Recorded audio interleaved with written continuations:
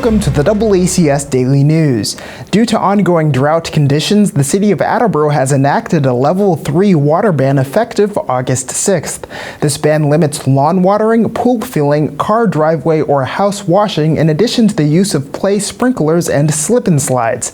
Attleboro Mayor Paul Heroux and Attleboro Police Deputy Chief Timothy Cook spoke on the issue. My name is Paul Heroux. I'm the mayor of Attleboro, and we were at a Level 2 water ban, which would allow people to water their lawns or their rose bushes or rhododendrons, fill up a pool, anytime between 5 p.m. and 9 a.m.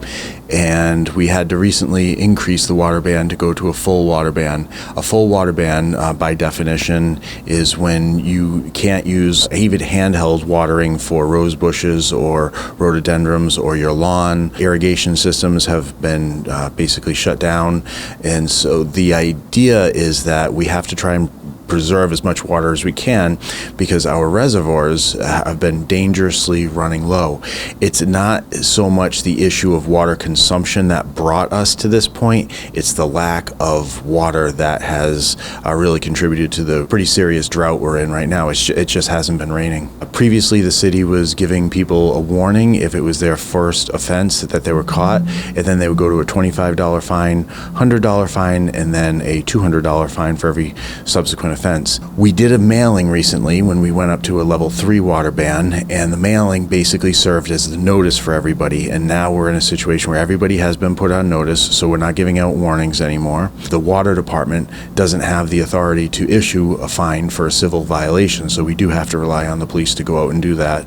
And it's a tough job for the police because they have to be the bad guy to go and deliver a fine to somebody who's violating the water ban. Unfortunately, some people just haven't really cared about the water ban. Some people didn't know about it, and they're just not really paying attention to much of what's going on around in terms of the city governance. Many businesses are exempt. Hand watering of a vegetable garden is also exempt. Farms are also exempt. The worst case scenario is that we don't have water to put out a house fire. Worst case scenario is that when the hospital needs to use water to take care of its patients, it doesn't have it. People need to remember is that we're all in this together, and what happens to one person's yard is also happening to everyone else's. My name is Tim Cook. I'm the Deputy Chief of Police with the Attleboro Police Department.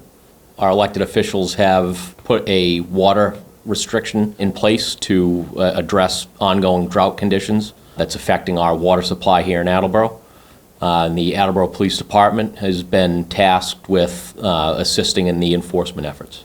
Our ultimate goal is to gain voluntary compliance, and we have found that to a certain extent our efforts to respond to complaints of water ban violations and take the approach of educating the violator, presenting them with a copy of the ordinance and giving them a warning to cease the violation, that has been mostly very successful. If a neighbor observes another neighbor violating the water ban, perhaps addressing it in a civil and neighborly fashion could certainly help curtail the problem. The best way to contact us at the police department would be through our dispatch center. Our business line is 508-222-1212. They can also find contact information through our website, www.attleboropolice.org, and they can also find contact information through the city's website. Since July, we've had approximately 135 complaints that we've responded to or that we've addressed. And out of that 135, there's been approximately 10 citations actually issued, which goes to show that we are gaining mostly voluntary compliance with the minimal number of repeat offenders. We at the Attleboro Police Department would very much like to thank the public for their cooperation and voluntary compliance in keeping our water resources safe.